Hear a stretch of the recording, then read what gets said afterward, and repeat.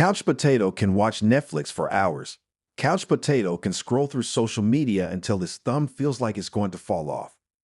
Couch potato can order fast food 3 times a day and call it meal prep. But ask couch potato to get off the couch, put on some shoes, and do 10 minutes of exercise. Suddenly, couch potato acts like it's being asked to climb Mount Everest in flip-flops. Couch potato promises to work out tomorrow, but tomorrow never comes. Instead, couch potato finds himself pacing the fridge, trying to convince himself that organizing his snack drawer counts as productivity. Here's the paradox. Couch potato knows deep down that exercising, eating healthy, and moving more will make him feel better, live longer, and maybe even look a little less like a human-shaped potato. But he still prefers the couch. Why? Why do some people get up at 5 a.m. and crush workouts, while couch potato can't even get off the couch at 3 p.m.? And more importantly, is there a way to trick the couch potato brain into liking exercise? Let's break it down. And hey, if you're ready to level up your health, don't forget to hit that subscribe button. You know the drill. Join the Couch Potato crew for more tips that'll help you crush your goals. The dopamine dilemma. The answer starts with a chemical that's like a tiny party animal inside your brain. That chemical is called dopamine. You've probably heard of it. People call it the pleasure molecule or the happiness chemical, but that's only half right. Dopamine doesn't make couch potato feel pleasure. It makes couch potato want. It's the craving chemical.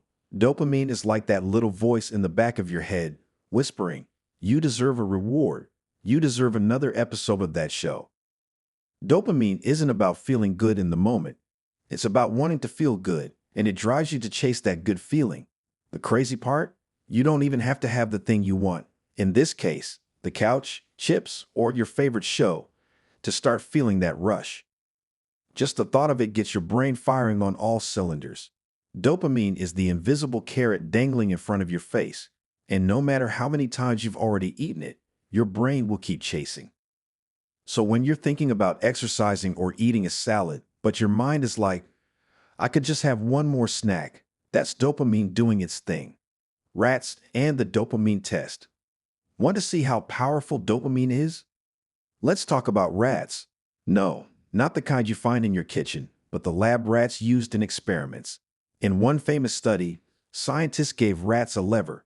Every time the rat pressed it, their brain's reward center was zapped with dopamine. What happened? The rats went nuts. They pressed the lever over and over, forgetting to eat, forgetting to sleep, pressing that button so much they literally passed out from exhaustion. But when scientists blocked dopamine, the same rats suddenly wouldn't even move to get food or water. They were completely unmotivated, not depressed, but totally uninterested in anything that wasn't directly in front of them. Now here's the kicker. Your brain works the exact same way. Dopamine doesn't care about the actual reward. It's about motivating you to chase it. So when you're on the couch, mindlessly scrolling through social media or binge watching TV, your brain gets hit with instant dopamine. But when you think about exercise, your brain's like, "Nah, I'm good. No dopamine here. I'm just gonna nap." The dopamine tolerance trap. Here's where things get tricky. Your brain doesn't like to be flooded with dopamine all the time, so it adapts. This is called dopamine tolerance. Basically, the more you get used to high dopamine behaviors, like eating junk food or endlessly scrolling through TikTok, the less sensitive your brain becomes to dopamine. It's like drinking coffee every day. At first, you get a nice jolt, but after a while, you need more coffee just to feel the same kick. Now think of your dopamine receptors like a club bouncer. If you've been partying with high dopamine, video games, junk food, endless TV, the bouncer will let fewer things in. So when you sit down to exercise or try to eat something healthy, your brain just doesn't care. It's like offering a fancy 5-course meal to someone who's already stuffed on junk food. That regular fries, a workout, just isn't going to cut it anymore. Quick reminder, if you're liking what you're hearing, make sure to smash that subscribe button. You won't want to miss the next tips we've got coming your way. The dopamine detox. But don't panic, there is hope for the couch potato. Meet the dopamine detox. Imagine this. You've been eating candy fries every day for years. They're sweet, satisfying, and they give you that quick dopamine hit. But if you suddenly get stranded on a deserted island with no candy fries, that same plain old fries is gonna taste amazing. The dopamine detox is about cutting out those high dopamine activities for a short period so your brain can reset and remember what it feels like to appreciate the simple stuff again. How do you do it? Radical detox. Take one full day and eliminate all the high dopamine activities. No phones, no TV, no junk food. Just sit with your boredom. It might feel awful at first, but by the end of the day, suddenly doing something like reading a book or even going for a walk will feel like a treat. Light detox. If a full day sounds too extreme, try a lighter approach. One day a week, take a break from one high dopamine behavior. Maybe no social media on Sundays or no video games on Wednesdays. It's like a mini reset to help your brain recalibrate. Reward yourself like a pro. Now, you're thinking, that sounds good and all, but I still hate exercise. What's next? Here's the secret. Reward yourself, but don't reward yourself before the work. Reward yourself after. It's all about changing the order of things. Couch potato, if you start your day by scrolling through Instagram or playing games, you've already maxed out your dopamine for the day. By the time you get to your workout, your brain's all out of motivation. Instead, do your workout first, then reward yourself with something fun. Maybe it's 20 minutes of Netflix or a snack you've been craving. The key is that the reward comes after the work. Here's how it might look. 1 hour of exercise equals 15 minutes of your favorite guilty pleasure, TV, snacks, whatever. After 5 hours of work, treat yourself to 2 hours of TV, guilt-free. 5 tricks to outsmart your couch potato brain.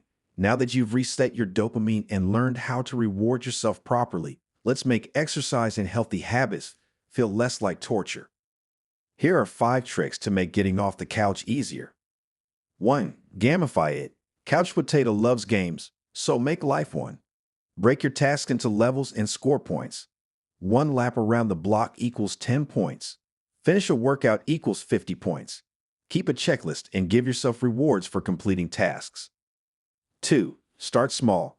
Couch potato doesn't want to climb a mountain. But what about a few steps? Tell yourself you'll only work out for 5 minutes. Once you start, you'll probably want to keep going. 3. Instant fries. After finishing a task, treat yourself to a mini reward. 1 page written equals a snack. 20 push-ups equals 10 minutes of TV. Quick rewards will keep you motivated. 4. Couch potato squad. Motivation is easier with friends. Find an exercise buddy or join a group. Suddenly, you won't want to be the lazy one of the bunch. 5. Identity shift. Couch potato, if you keep telling yourself, I'm lazy, you'll stay lazy. But if you start thinking, I'm someone who works out, you'll start acting like it. Your behavior follows your belief. At the end of the day, dopamine isn't the enemy. It's the reason you get up in the morning. It's the reason you want to do cool things. The trick is making sure your dopamine is going to the right things. The real question is, where are you getting your dopamine? Is it from endless scrolling, junk food, and lazy habits? Or is it from growing, improving, and becoming the best version of yourself? You don't need to banish dopamine. You just need to get smarter about it. And once you do, those hard things won't feel so bad after all. So the next time you find yourself on the couch, staring at your to-do list, remember, it's not about forcing yourself into motivation. It's about outsmarting your couch potato brain. The only question is, which fries are you gonna choose? And hey, don't forget to like this video. Toss me a subscribe.